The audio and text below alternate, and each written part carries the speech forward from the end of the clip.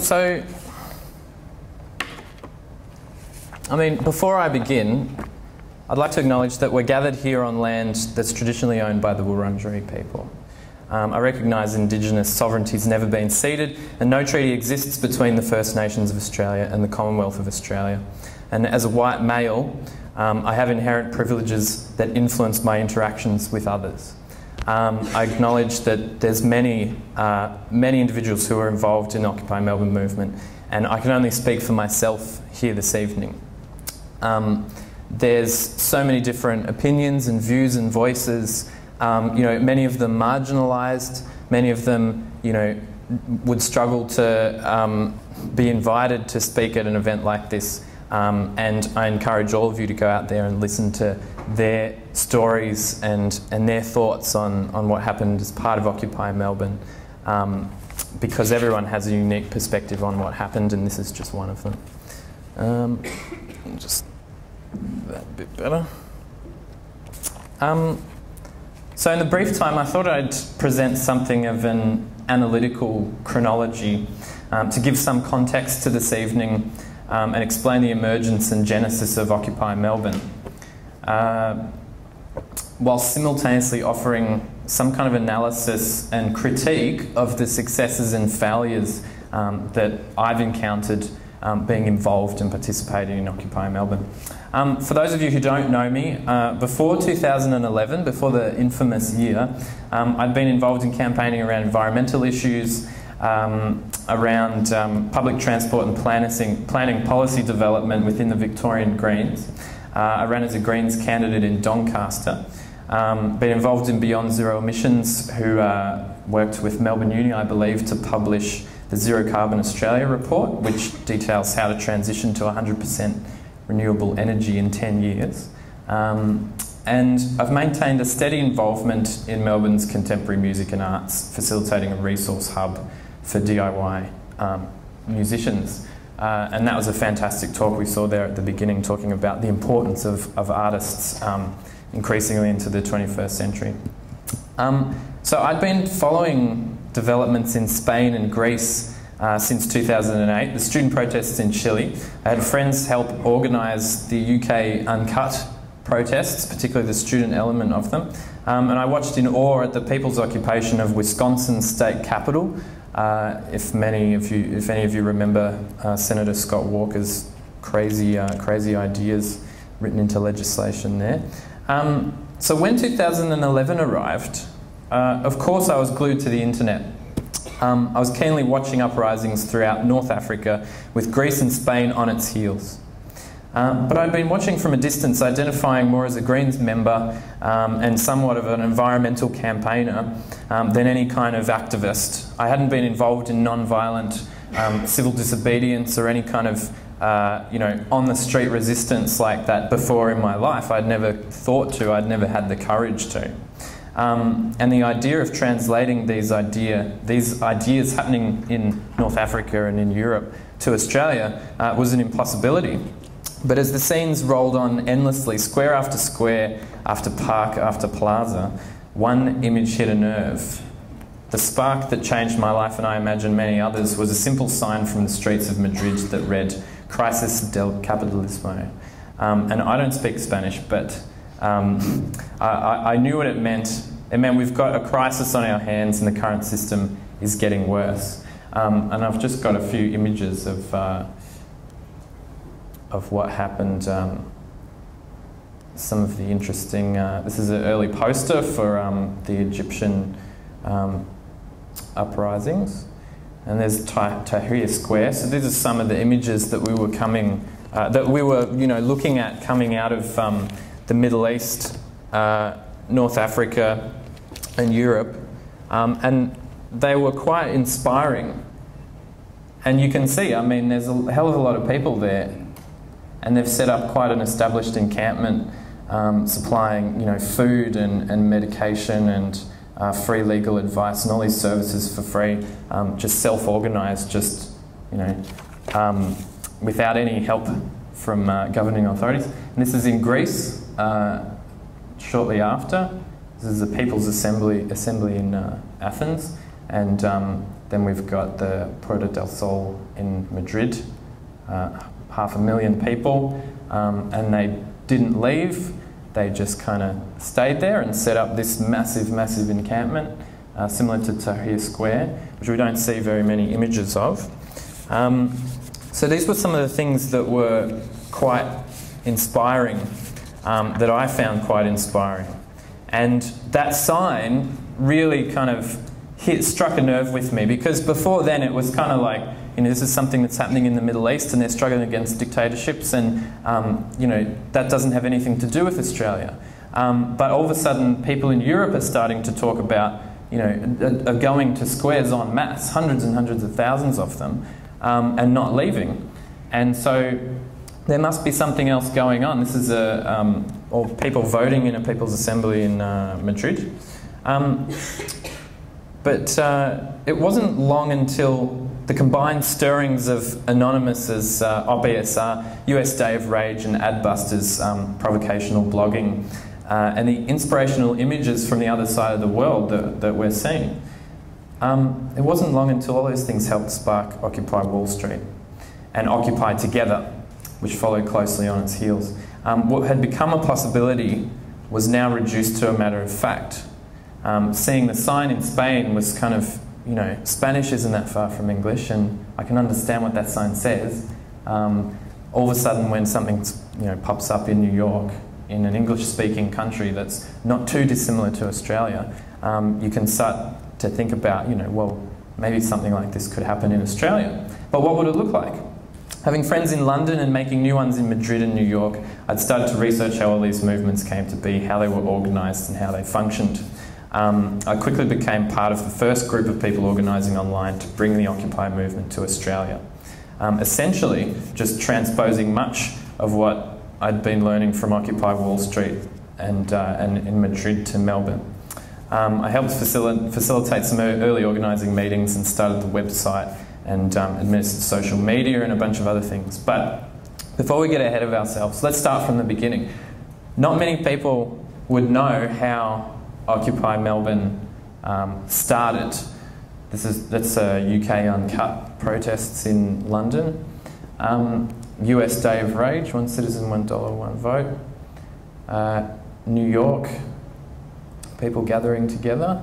And this is, I think it's Washington Square Park. And this is Portland and Oakland and Vancouver. Oakland, that's just an unbelievable image.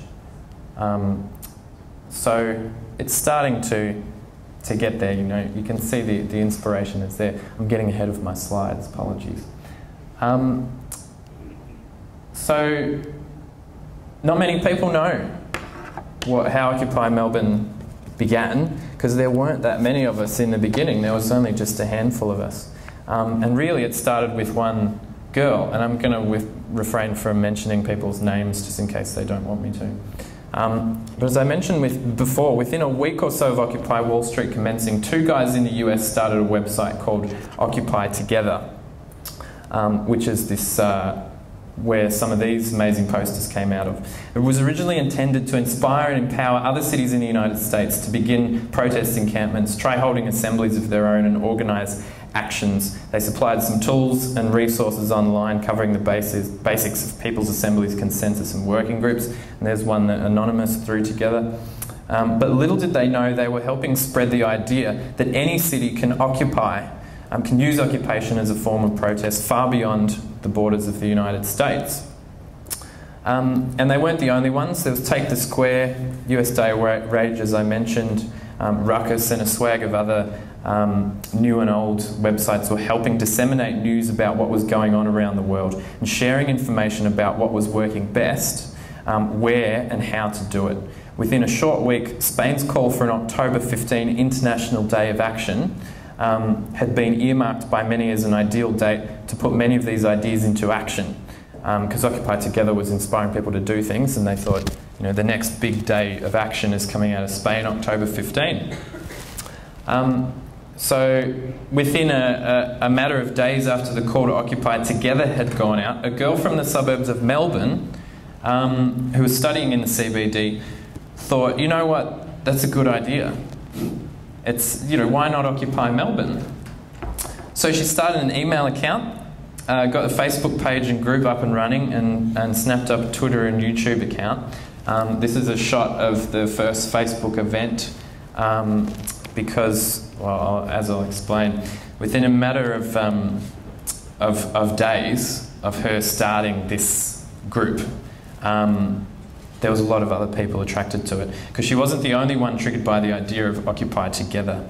There were more of us, and we typed the words Occupy Melbourne into Twitter and Facebook to see what came up. Hey, someone's already started a Facebook page. Someone's already started a Twitter account, and there's a group going on, and there's a few people in there. This is where I came in. I typed it into Facebook and jumped on, and there's a group and there's some people in there, and we start talking to each other. And that's literally how it happened. Within a matter of hours, a small collection of people with the same idea in our heads had found ourselves together online in a forum where we could talk to each other. But this first wave was just the beginning. For the next 3 weeks, we would see over 8,000 people like the Facebook page, 5,000 follow the Twitter account, 3,800 attend the Facebook event, as you can see there, and 2,000 people engaging in a discourse on the first Facebook group. Most of the growth in Occupy Melbourne's online presence, as it is today, was built in these first 3 weeks in the lead up to October 15. And far more than 99% of these people had no skills or experience in activism or community organising, let alone any of the more advanced things like consensus-based decision-making and self-organisation. But some of us did have, you know, meagre experience, and we quickly faced a barrage of questions. Like, what now? How do we do this? We decided to call an open public meeting to talk in person. A venue was decided on, a cafe in Sydney Road, Brunswick, and 30 people turned up. It was an eclectic mix from the completely naive and inexperienced, like myself, to the battle-hardened, non-violent resistance veterans, and anyone in between. It was very eclectic. There was no spokes council, there was no professional facilitators, we just talked. A couple of people assumed some kind of facilitation role, but essentially it was just a group of 30 people talking together. It was very organic and it was quite disorganised, but we'd all been drawn together by our collective grievances and we wanted to do something about it. So I've got a few other images. That's the very first poster for Occupy Melbourne. Some people in this meeting had already organised teams of people for postering and flyering.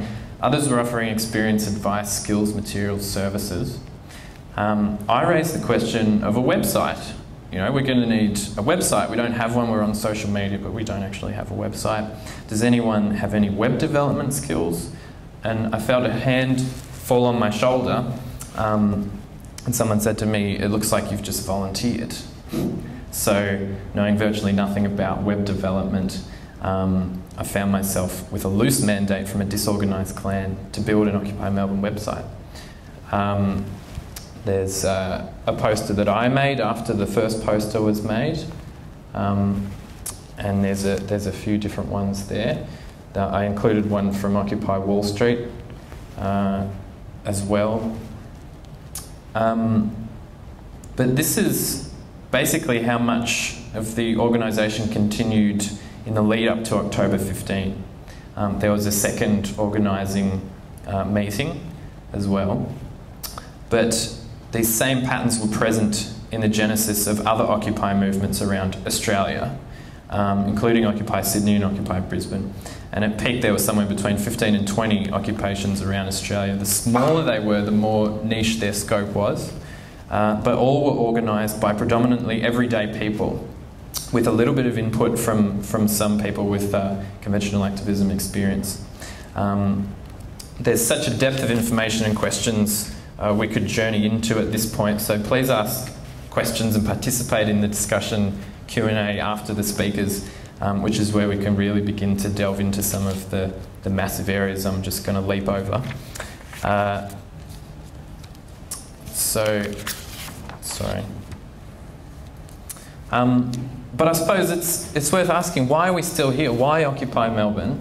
Occupy Melbourne happened, but we're here today in a theatre, you know, talking about it. So where did the revolution go? The answer, as I see it, can be put quite simply in that Australia just isn't at midnight on our revolutionary clock just yet. In fact, we're not even close, but I'll explain. It's true that Australia is in a much better economic situation, and we haven't seen financial bailouts and austerity measures on the same scale as Europe and the US, and unemployment, though somewhat high at 12%, isn't high enough to force breadwinners into the streets of our cities.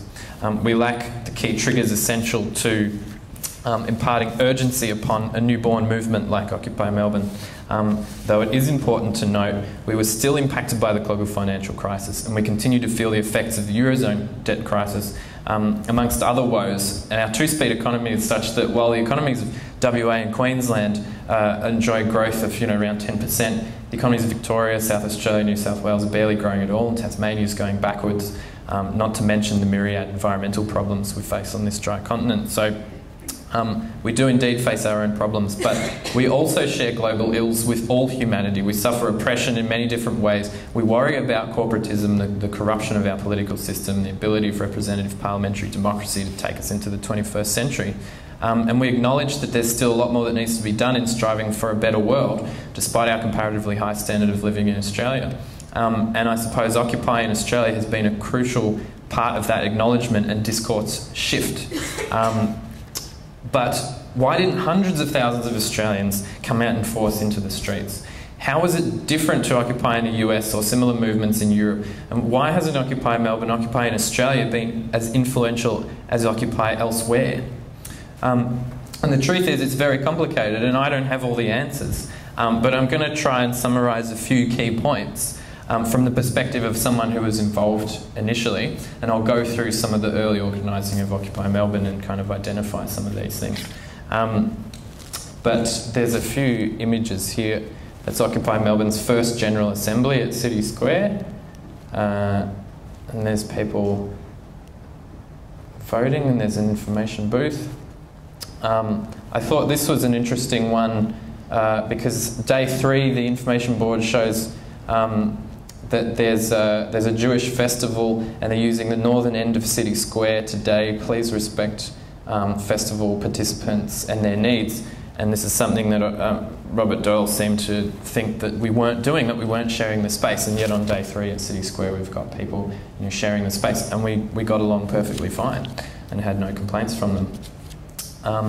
But there's a bunch of interesting images here, which I'll just shoot through, and if there's anyone that anyone wants to go back to, then we can. It's free legal support, free first aid, and there's the community kitchen, and all this stuff just shot up.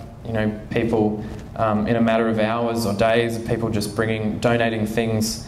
The kitchen was absolutely amazing. There's people coming together and making a giant sign out of an old advertising banner. And a library, and there's an education centre. There was actually Spanish lessons and all kinds of things scheduled the day of the eviction, which were never able to be delivered to the community. And a free store, clothing. There's a bit of an overview of the encampment, looking at its peak, where there was 100 to 150 people sleeping there. RMIT also had a solidarity action there.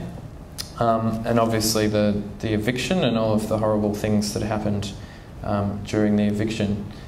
But people, soldiered on, and there's amazing general assemblies and all kinds of things that we did after that. I included this image just as an illustration of people we were really trying hard to articulate what our concerns were, what our shared goals were. And this is an image of a whiteboard out the front of, I think it was the 20th General Assembly, where we tried to hone a draft declaration of Occupy Melbourne, and we were getting really, really close. We got 90–95% of the way there. But I'm just going to try and summarise a few key points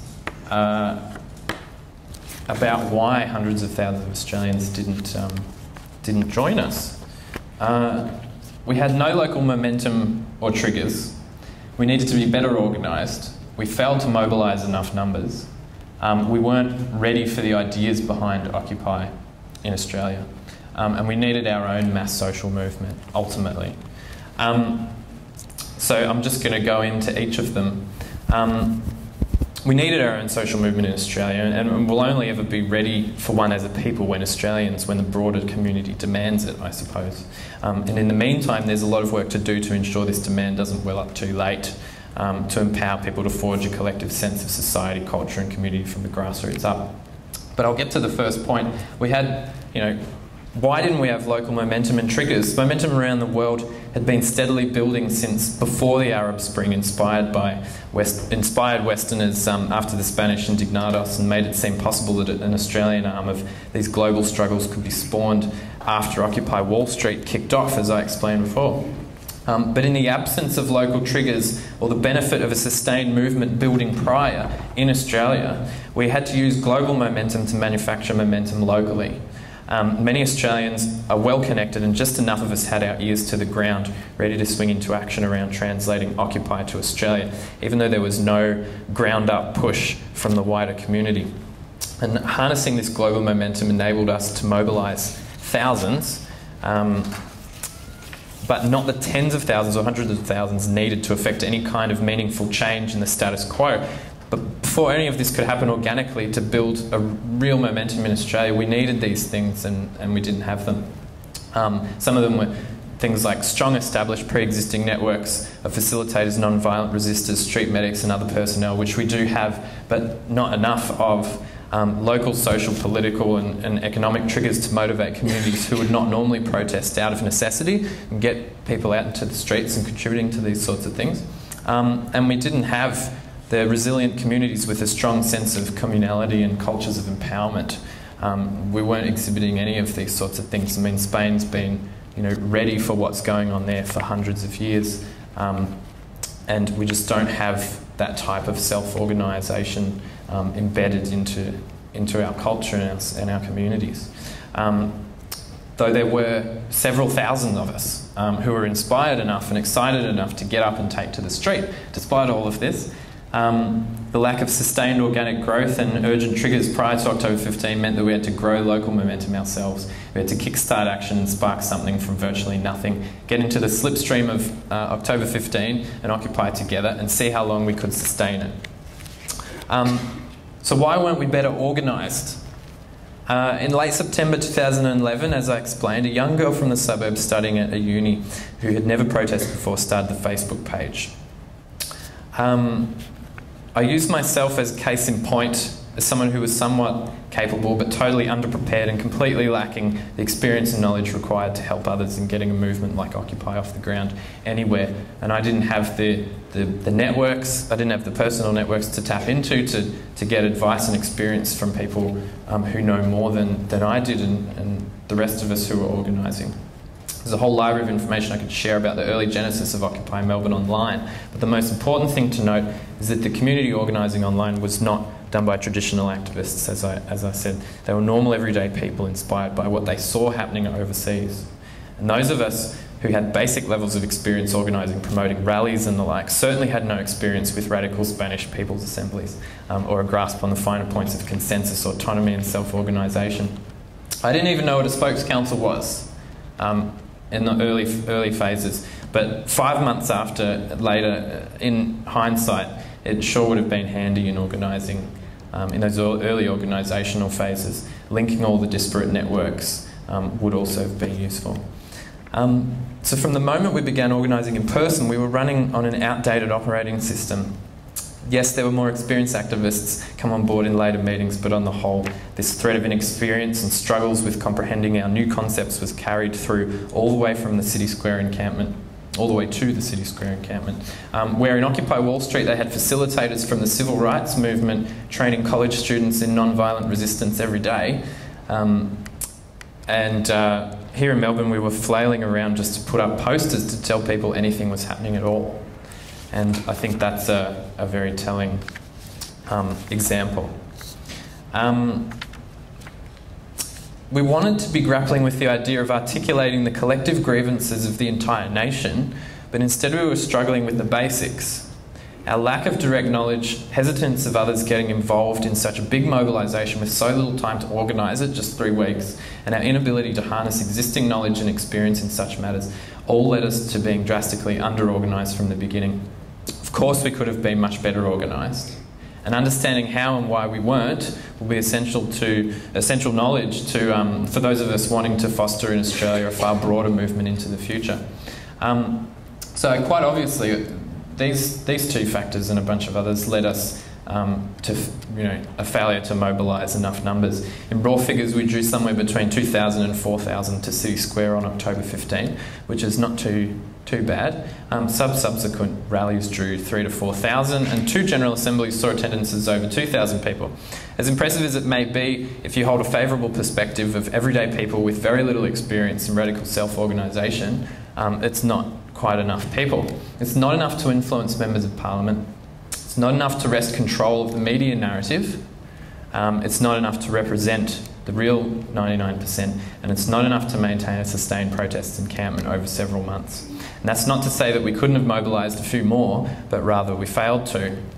And it's from here that the question arises: was Australia ready for Occupy? Were we ready for the ideas behind Occupy that Occupy embodied?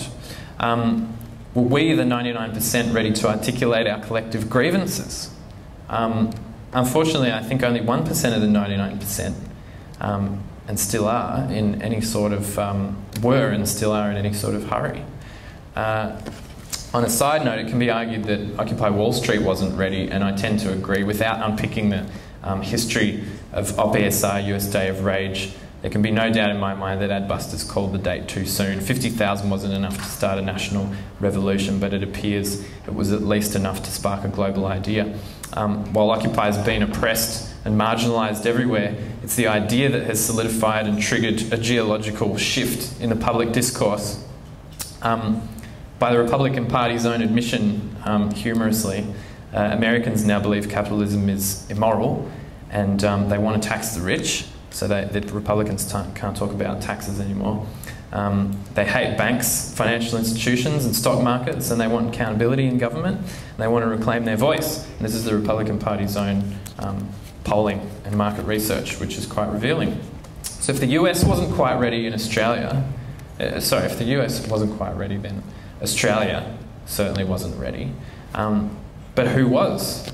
The push for October 15 originated in countries like Spain and Greece. They were ready. For them, it was just one of many global days of actions scheduled many months in advance. They'd been focusing mass mobilisations for almost a year to that point. The Anglosphere was just coming along for the ride, almost merely in solidarity, with Occupy together generating a uniquely English-speaking momentum that even spread to inner Europe and parts of Africa, South America and Asia.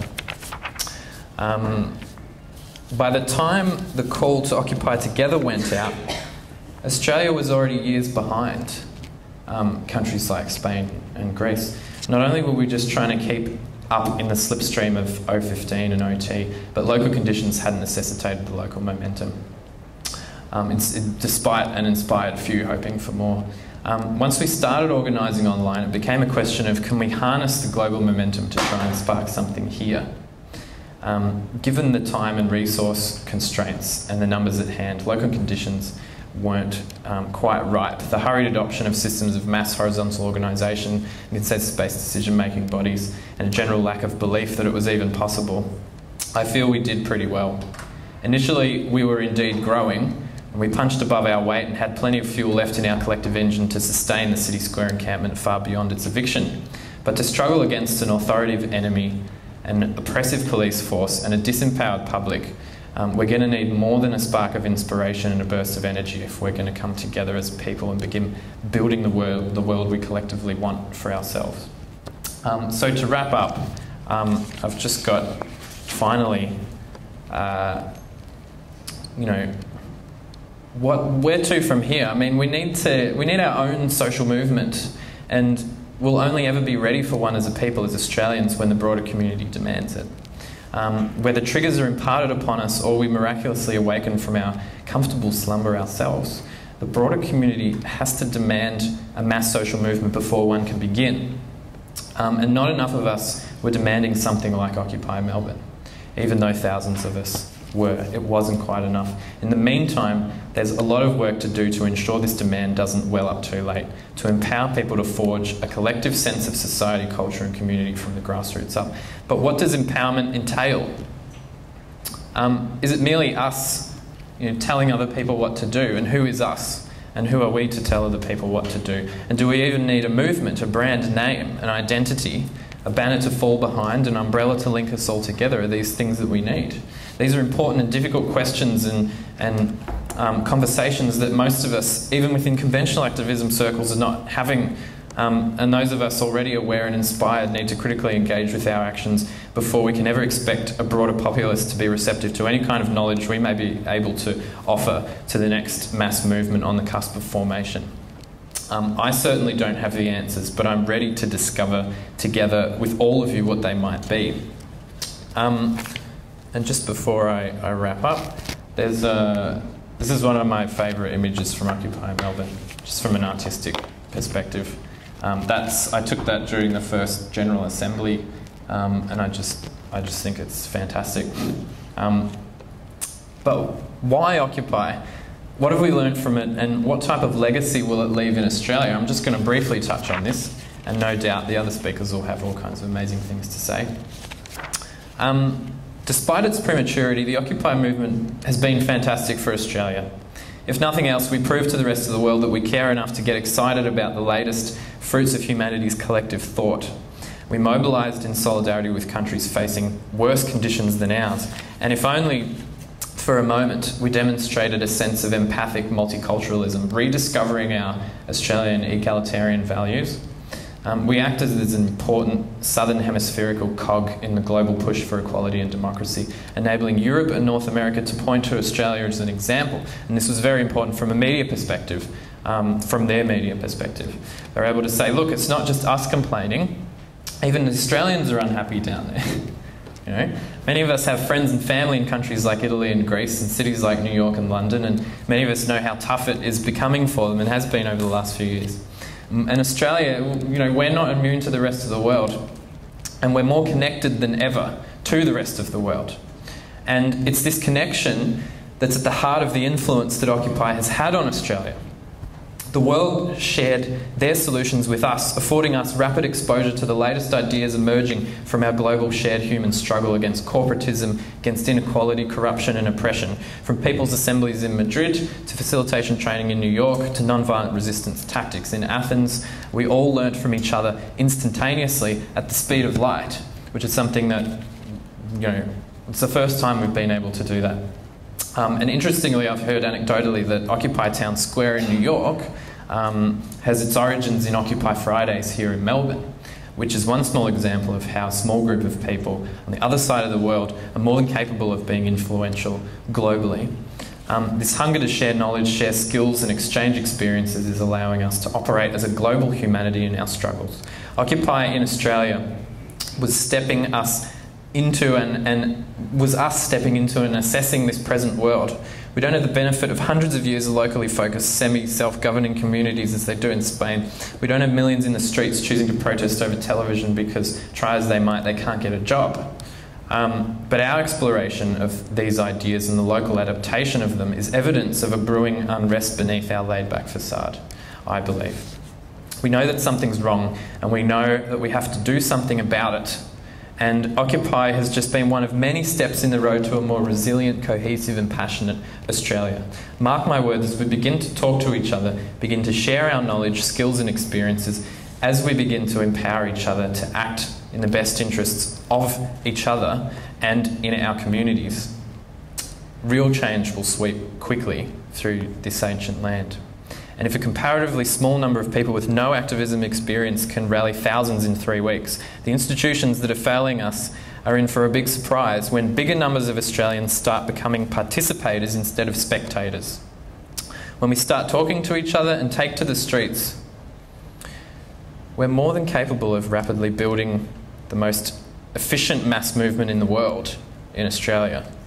And why not do it before the shit hits the fan? I mean, why not? I could have stood up here and pretended to impart some sort of higher wisdom upon a crowd of people, abusing the power this lectern bestows upon me and regaling you all with fabulous tales of being charged at by horses while linked in arms with friends, or breaking down into tears at the desperate sight of my fellow Melburnians dressed in navy blue and fluoro jackets beating their neighbours. But instead I wished to be as honest as I know how in exposing some of the key failures and flaws of Occupy Melbourne and Occupy in Australia. We're beyond conventional activism here. It's not merely about spreading awareness, yelling into a megaphone or marching through the street. We can only be honest with ourselves. The solutions to the biggest problems humanity has ever faced are going to require more than we've ever known before.